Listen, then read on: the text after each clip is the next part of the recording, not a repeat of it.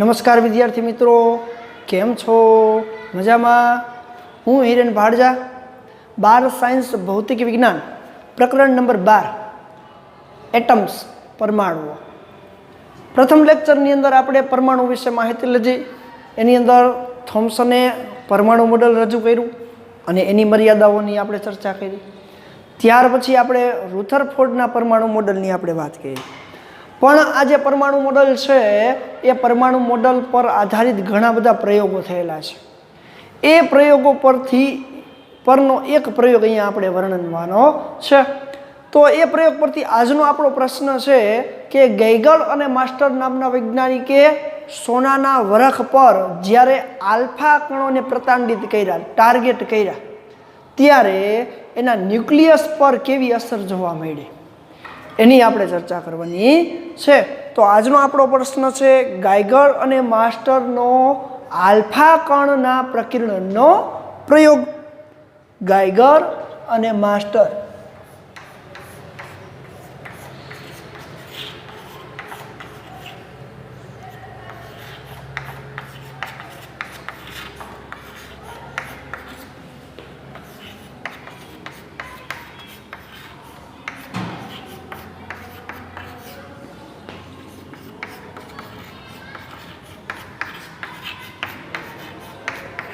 Alpha કણના પ્રકીર્ણનનો પ્રયોગ.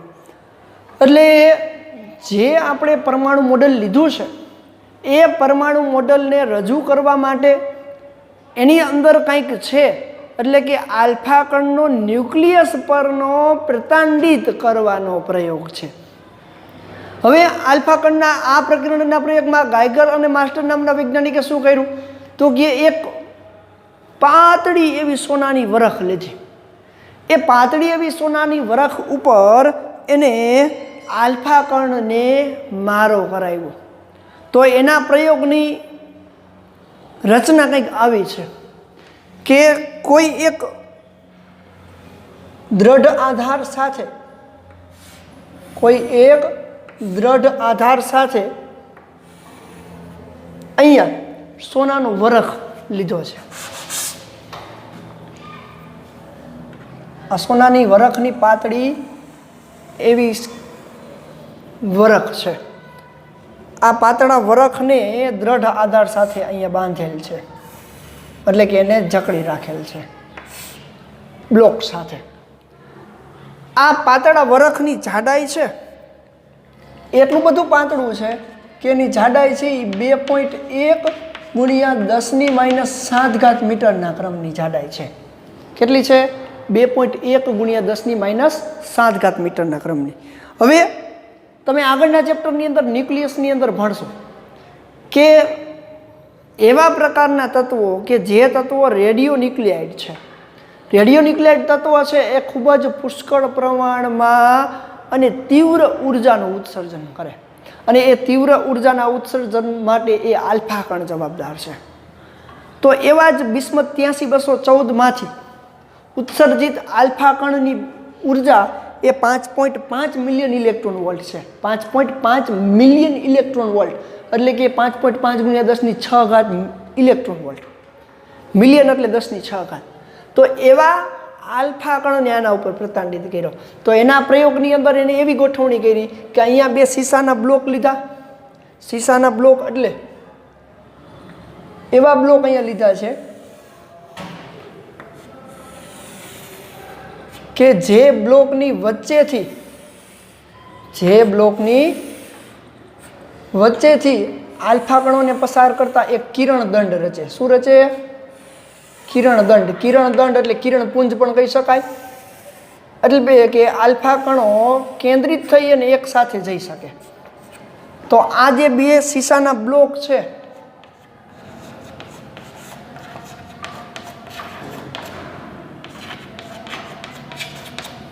એમની વચ્ચેથી અહીંયાથી આલ્ફા કણને પ્રતાંડિત કર્યો છે. એટલે કે અહીંયા આલ્ફા કણ, ધારો કે અહીંયા લીધેલું છે, એ આ આલ્ફા કણ ઘણા બધા સંખ્યા માત્રામાં આલ્ફા કણ આપેલા છે અહીંયા. એ આલ્ફા કણની ઉર્જા, ગતિ ઉર્જા એ આશરે 5.5 મિલિયન ઇલેક્ટ્રોન વોલ્ટ MEV જેટલી છે, 5.5 મિલિયન ઇલેક્ટ્રોન વોલ્ટ જેટલી છે. એટલે કે આ આલ્ફા કણને આ શીશાના બ્લોકમાંથી નાની એવી નળીમાંથી પસાર કરતા એક કિરણ દંડ રચે. હવે આ કિરણ દંડને આ સોનાના વરખ પરથી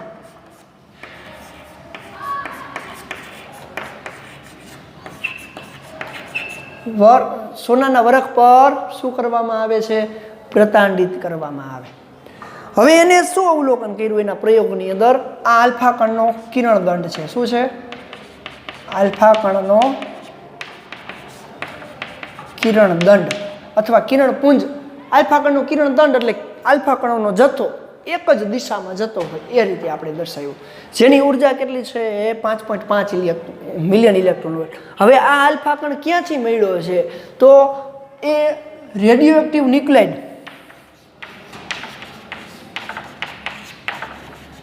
રેડિયો એક્ટિવ તત્વ બિસ્મથ 83214 રેડિયો એક્ટિવ વિભજનથી મળ્યો છે. રેડિયો એક્ટિવ વિભંજનથી મળ્યો છે. આ શબ્દનો અર્થ તમે 13મા ચેપ્ટરમાં સમજશો. એટલે કે આમાંથી આલ્ફા કણ ઉત્સર્જિત થયો છે ને જેની ઉર્જા 5.5 મિલિયન ઇલેક્ટ્રોન વોલ્ટ છે. આવા આલ્ફા કણને સોનાના વરખ પર આપાત કર્યો. હવે એને શું જોયું? તો કે સોનાના વરખ ઉપર આપાત કરતા એને અવલોકન કર્યું. અહીંયા એક સિન્ટિલેશન સ્ક્રીન રાખી. શું રાખ્યું? સિન્ટિલેશન સ્ક્રીન. સિન્ટિલેશન સ્ક્રીન એટલે શું?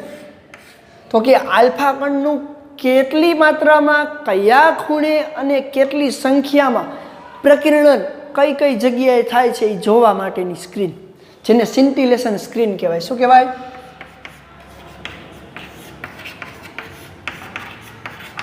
સિન્ટિલેશન સ્ક્રીન. હવે આ સિન્ટિલેશન સ્ક્રીન ઉપર જ્યારે આલ્ફા કણ અહીંયાથી આપાત થાય છે ત્યારે એ વિખેરિત થશે. એટલે કે વિખેરિત થતા આલ્ફા કણનો ગતિપથ કોઈ પણ હોઈ શકે. એટલે કે એ ન્યુક્લિયસમાંથી કેટલા નજીકથી જાય છે એના પર આધાર રાખે છે. તો એને ડિટેક્શન કરવા માટે આ ZNSની સ્ક્રીન આપણે લીધી છે. ઝિંક સલ્ફેટની સિન્ટિલેશન સ્ક્રીન, ZNSની સ્ક્રીન. ત્યાં એક ડિટેક્ટર લગાવ્યું છે. ડિટેક્ટર એટલે શું? તો કે અહીંયા આલ્ફા કણના ગતિપથને દર્શાવવા માટે, આલ્ફા કણના ગતિપથને જોવા માટે શું કર્યું છે? અહીંયા એક ડિટેક્ટર રાખ્યું છે જે આખા ગતિપથ ઉપર ફરી શકે એવું હોય, ભ્રમણ કરી શકે એવું હોય. અને એની સાથે અહીંયા માઇક્રોસ્કોપ જોડેલું છે. શું છે? માઇક્રોસ્કોપ. એટલે થશે શું કે જ્યારે આલ્ફા કણનો કિરણ દંડ અહીંયા સોનાના વરખ પર આપાત થશે ત્યારે એના અલગ અલગ ખૂણે, અહીંયા હું થીટા ખૂણો એક કિરણ દંડ 2 બતાવ્યો, આલ્ફા કણનો એક ગતિપથ અહીંયા બતાવ્યો. એટલે કે અહીંયા થીટા ખૂણે આપાત થયો, થીટા ખૂણે પ્રકિરણન પામ્યું. તો અહીંયા આલ્ફા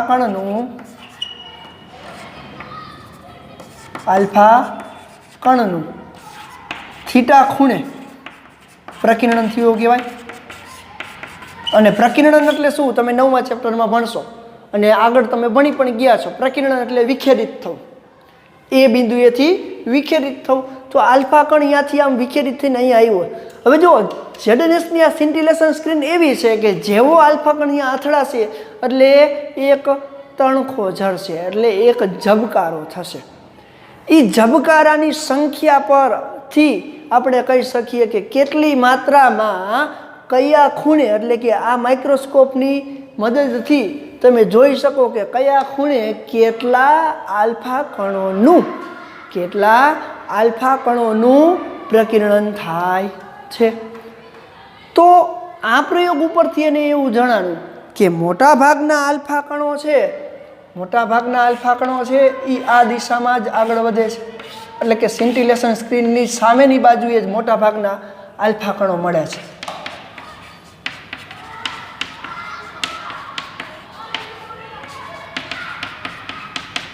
તો મોટાભાગના આલ્ફા કણો છે એ સિન્ટિલેશન સ્ક્રીન ઉપર એવા મોટા ઝબકારા બતાવે છે કે જ્યાં મોટાભાગના આલ્ફા કણોનું ખૂબ જ ઓછું પ્રકિરણન થતું હોય. ખૂબ જ ઓછા ખૂણે પ્રકીર્ણન થતું હોય એવું આ સિન્ટિલેશન સ્ક્રીન ઉપર જોવા મળે છે. તો ગાયગર અને માસ્ટર નામના વૈજ્ઞાનિકે આવી ગોઠવણી દ્વારા કે એને શું કર્યું હતું કે આલ્ફા કણનું પ્રકીર્ણન સોનાના વરખ ઉપર કર્યું. તો સોનાના વરખ ઉપર સોનાના વરખની જાડાઈ એ આશરે 2.1 × 10⁻7 મીટરના ક્રમની, એટલે ખૂબ જ પાતળું.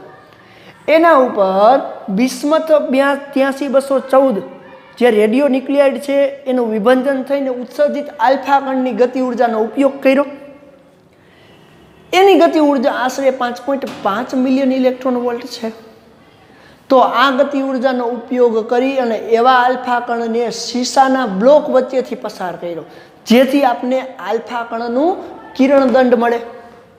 આ આલ્ફા કણના કિરણદંડને સોનાના વરખ પર પ્રતાડિત કરતા એને એવું જોવા મળ્યું કે સોનાના વરખ પરથી આલ્ફા કણોનું અલગ અલગ ખૂણાએ પ્રકીર્ણન થાય છે.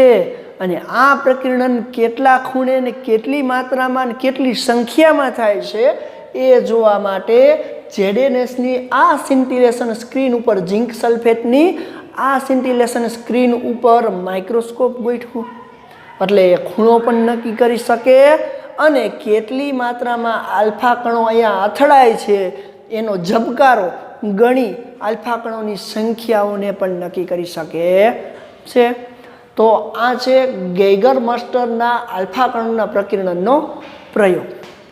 હવે આપણે આ ગેઇગર માસ્ટરના આલ્ફા કણના પ્રકીર્ણનના પ્રયોગ પરથી કેટલી માત્રામાં, એટલે કે એના ખૂણા પર આધારિત આલ્ફા કણોની સંખ્યા વિરુદ્ધના ગ્રાફની સમજૂતી લેવાની છે. તો તમે આ પ્રયોગનું વર્ણન તમે તમારી રીતે કરી શકો છો. વર્ણન કરવું હોય તો શું કરશો? તો કે આકૃતિમાં દર્શાવ્યા પ્રમાણે કોઈ એક સોનાના વરખને દ્રઢ આધાર સાથે જોડેલ છે. આ સોનાના વરખની જાડાઈ 2.1 × 10⁻7 મીટર છે. હવે આ સોનાના વરખ પર આલ્ફા કણનું પ્રકીર્ણન અથવા તો આલ્ફા કણનું પ્રકીર્ણન કરવા માટે બિસ્મથ 83214 જે રેડિયો ન્યુક્લિયાઇડ છે એમાંથી ઉત્સર્જિત આલ્ફા કણની ઉર્જા આશરે 5.5 મિલિયન ઇલેક્ટ્રોન વોલ્ટ છે, જેને શીશાના બ્લોક વચ્ચેથી પસાર કરતા એક આલ્ફા કણનો કિરણદંડ મળે છે. આ કિરણદંડને સોનાના વરખ પર આપાત કરતા એ અલગ અલગ ખૂણે સિન્ટિલેશન સ્ક્રીન ઉપર આપાત થાય છે અથવા તો પ્રકીર્ણન પામે છે. આ પ્રકીર્ણન થતા આલ્ફા કણો જ્યારે સિન્ટિલેશન સ્ક્રીન ઉપર અથડાય છે ત્યારે એક ઝબકારો થાય છે અને એના આધારે માઇક્રોસ્કોપનો ઉપયોગ કરી કેટલા ખૂણે કેટલા આલ્ફા કણો પ્રકીર્ણિત થાય છે તેની સંખ્યા શોધી શકાય છે. તો આ એના પ્રયોગનું વર્ણન થયું. હવે આપણે આલ્ફા કણના આ ખૂણા વિરુદ્ધ પ્રકીર્ણન કોણ વિરુદ્ધ આપણે એની આલ્ફા કણોની સંખ્યાનો ગ્રાફ સમજવાનો છે.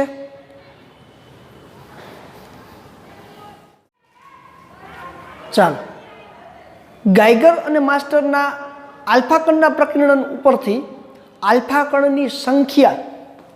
કણની સંખ્યા વિરુદ્ધ પ્રકીર્ણન કોણનો ગ્રાફ આપણે દર્શાવ્યો છે. તો પ્રશ્ન કંઈક આવો છે, ગેઇગર માસ્ટરના પ્રયોગ પરથી આલ્ફા કણ વિરુદ્ધ અથવા આલ્ફા કણની સંખ્યા વિરુદ્ધ પ્રકીર્ણન કોણના ગ્રાફનું નિરૂપણ. તો આપણે હમણાં જોઈ આકૃતિ આપણે દોરી હતી. અહીંયા હું ટૂંકમાં નાની એવી આકૃતિ દોરી નાખું છું કે સોનાના વરખ પર શીશાના બ્લોક સાથે અહીંયા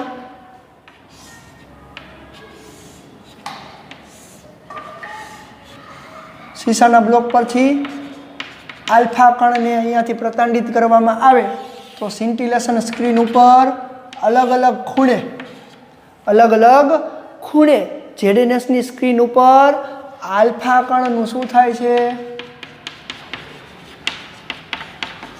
પ્રકીર્ણન થાય છે પણ એ કેટલી માત્રામાં કેટલા ખૂણે થાય છે એનો ગ્રાફ અહીંયા આપ્યો છે તો આલ્ફા કણની સંખ્યા વિરુદ્ધ પ્રકીર્ણન કોણના ગ્રાફ પરથી આપણે કહી શકીએ કે મોટા ભાગના કણો તમે જોઈ શકો છો મોટા ભાગના કણો એટલે 10⁶ ઘાત કે 10⁵ ઘાતથી વધારે હોય એવા તો જુઓ ખૂણો ખૂબ જ નાનો એટલે કે આલ્ફા કણના પ્રકીર્ણનની સંખ્યા વિરુદ્ધ પ્રકીર્ણન કોણના ગ્રાફ પરથી આપણે કહી શકીએ છીએ કે મોટા ભાગના કણોનું પ્રકીર્ણન ઓછા ખૂણે થાય છે એટલે કે ગ્રાફ પરથી કહી શકાય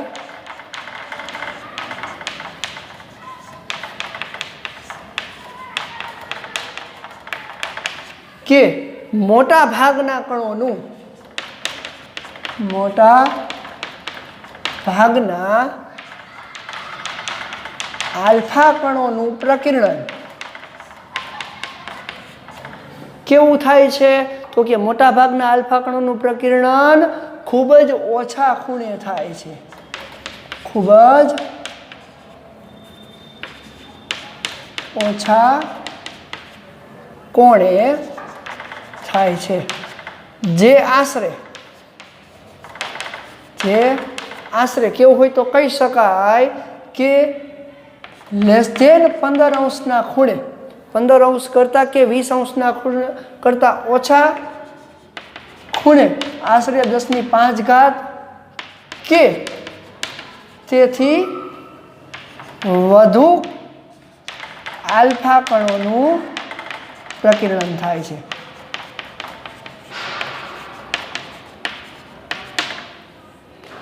એટલે કે આલ્ફા કણોનું પ્રકીર્ણન આટલા ખૂણે કે એના કરતાં વધારે ખૂણે થાય છે એટલે કે ખૂબ જ ઓછા ખૂણાવાળા આલ્ફા કણોનું પ્રકીર્ણન ખૂબ જ વધારે છે એટલે કે કણોની સંખ્યા વધારે છે એટલે કે એ આશરે 0.1%ની અંદર 0.1%ની અંદર ખૂબ જ નાના કણોનું પ્રકીર્ણન થાય એટલે કે મોટા ભાગના કણોનું પ્રકીર્ણન છે એ આટલાની અંદર આટલા ભાગમાં આવી જાય છે હવે એના પછીની વાત કરવી છે આપણે તો ખૂબ જ ઓછા કણની વાત કરવી છે તો ન્યુક્લિયસ સાથે અહીંયા અથડાતા હોય એવા આલ્ફા કણો એ 90° કે એના કરતાં વધારે ખૂણે અહીંયાથી પાછા ફરતા હોય એવા એટલે આ ખૂણો 90°નો થાય તો એના કરતાં વધારે આ ખૂણો થાય તો જોવો જોઈએ એના પરથી કહી શકાય કે 90° એટલે અહીંયા કે એના કરતાં ઓછા તો આશરે 90° કે 180 તો ગ્રાફ પરથી કહી શકાય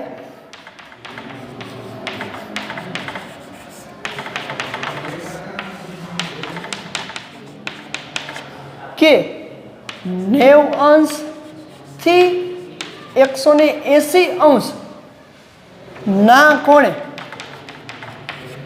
પ્રકીર્ણન પામતા આલ્ફા કણોની સંખ્યા ખૂબ જ ઓછી છે ખૂબ જ ઓછી છે તો જુઓ તો તમે જોઈ શકો છો અહીંયા 90° કે એના કરતાં ઓછી સંખ્યા ધરાવતા હોય એવા કણોની સંખ્યા આટલામાં આવી ગઈ એટલે કે આશરે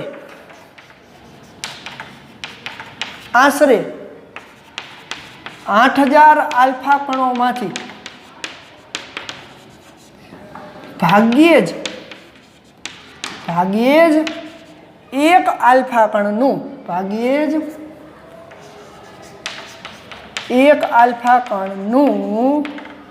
90 થી 180° ના કોણે પ્રકીર્ણન થાય છે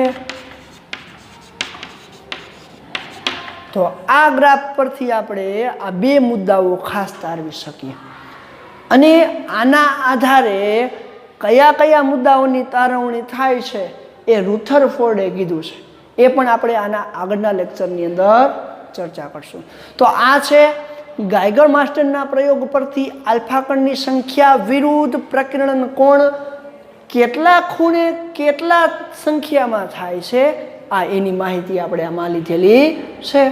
તો આ છે ગાઈગર માસ્ટરનો પ્રયોગ, એની રચના, ગાઈગર માસ્ટરના પ્રયોગ પરથી આલ્ફા કણની સંખ્યા વિરુદ્ધ એના ગ્રાફનું નિરૂપણ.